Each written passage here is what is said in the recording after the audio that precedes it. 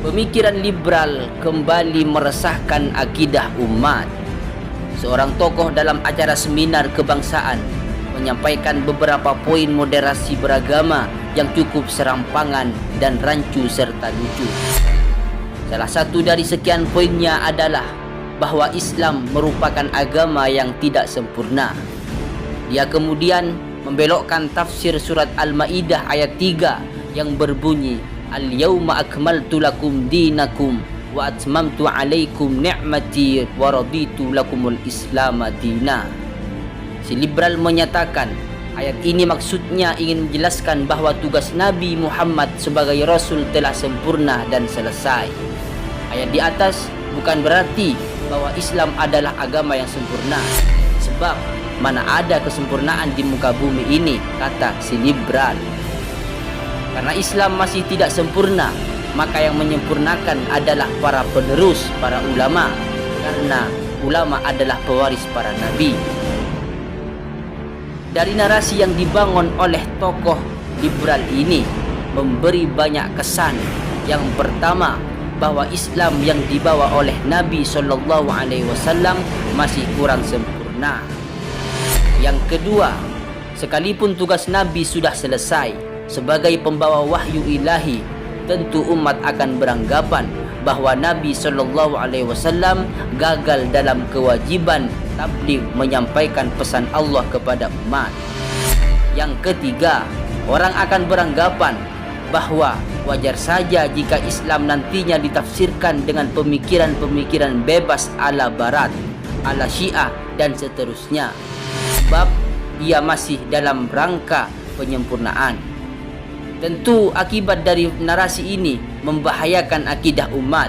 Pemahaman ini wajib diluruskan dan dikembalikan kepada garis penafsiran ulama yang kompeten dalam bidang tafsir.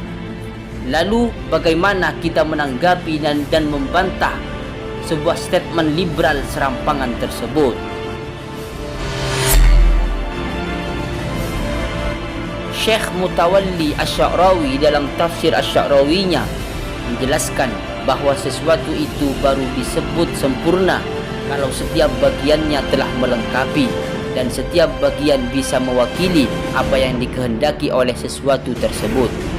Jadi secara kebahasaan, ayat di atas sudah bisa diartikan, aku telah sempurnakan setiap bagian dari agamamu untukmu. Itu berarti agama Islam sudah datang dengan sempurna, membawa setiap bagian dari ajaran-ajaran Allah Subhanahu wa taala. Dan Nabi Muhammad SAW sebagai penyampai wahyu telah berhasil membawa ajaran itu kepada manusia dengan sempurna. Syekh Wahbah Mustafa Az-Zuhaili menambahkan, maksud Islam itu sempurna adalah bahwa agama Islam tidak lagi akan menerima revisi, nasakh hukum dan diganti oleh agama lain.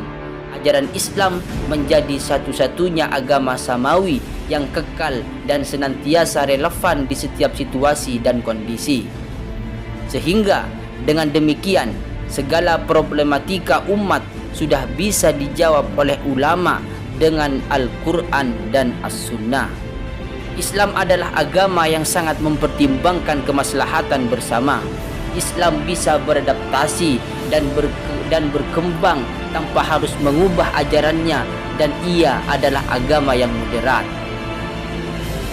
Dari uraian di atas, maka sudah jelas maksud potongan Al-Quran surat Al-Maidah ayat 3 adalah Islam telah sempurna dan yang menyempurnakannya adalah Allah Subhanahu wa taala.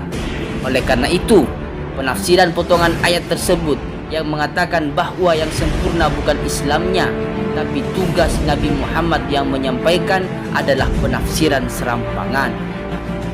Oleh karena itu, jika ayat yang sudah jelas maknanya qat'iyud dalalah ini diingkari sebagai pesan dari Allah, maka hal itu bisa menjerumuskan pelakunya pada kekufuran. Wallahu a'lamu bishawab. Sekian bantahan terhadap liberal serampangan. Semoga bermanfaat. Amin ya rabbal alamin.